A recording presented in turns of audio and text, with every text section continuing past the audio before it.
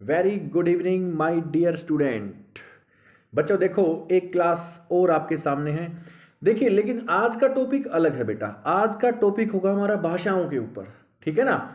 भारत में कितनी मान्यता प्राप्त भाषाएं हैं? सोचिए जरा। भारत में 22 मान्यता प्राप्त भाषाएं हैं, ठीक है ना। कितनी? 22। भारत के कौन से संविधान की सूची में भाषाएं दी गई हैं? भारत के 8वें संविधान की अनुसूची में भाषाएं दी गई हैं। 8th शेड्यूल में ये 22 भाषाएं दी गई हैं, यानी 8वीं अनुसूची में 22 भाषाओं का जिक्र है, ठीक है ना। बेटा देखिए, ध्यान से सुनने का क्वेश्चन, लास्ट की जो 4 भाषाएं इसमें जोड़ी गई हैं वहां से क्वेश्चन आता है। 2003 में 92वें संविधान संशोधन के द्वारा 92 जो अमेंडमेंट था इन 2003 में, लास्ट में इसमें 4 भाषाएं जो जोड़ी गई थी वो कौन सी थी? ध्यान से सुनिएगा। संथाली, मैथिली, बोडो एंड डोंगरी, ठीक है ना। डोंगरी कहां की? जम्मू कश्मीर की। बोडो कहां की? असम की।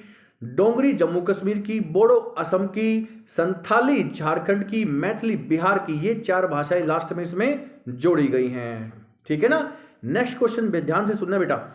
अंग्रेजी भारत की कितने राज्यों की आधिकारिक भाषा है? अंग्रेजी भारत में 7 राज्यों की आधिकारिक भाषा है। भारत में अंग्रेजी भाषा का प्रावधान देने वाले कौन थे?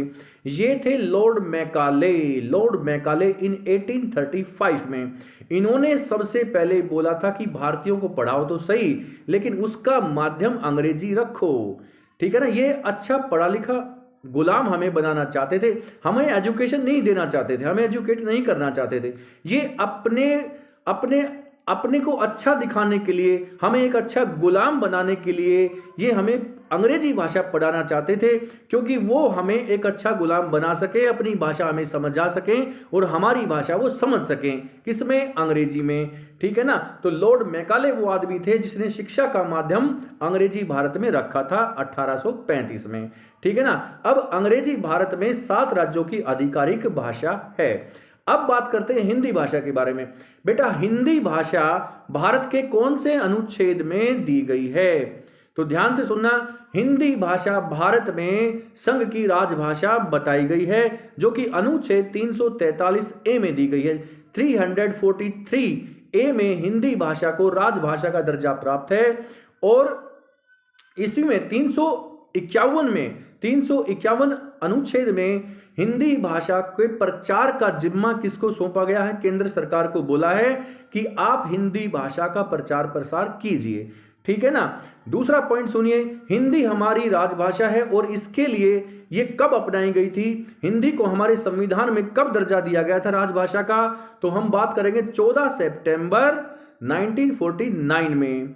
तो इसलिए बेटा 14 सितंबर जो होता है वो भारत का हिंदी दिवस मनाया जाता है। कब से? 1949 से, ठीक है ना। अब सुनिएगा, साउथ में बोले जाने वाली जो भाषाएं हैं उनको बोलते हैं द्रविड़ भाषाएं।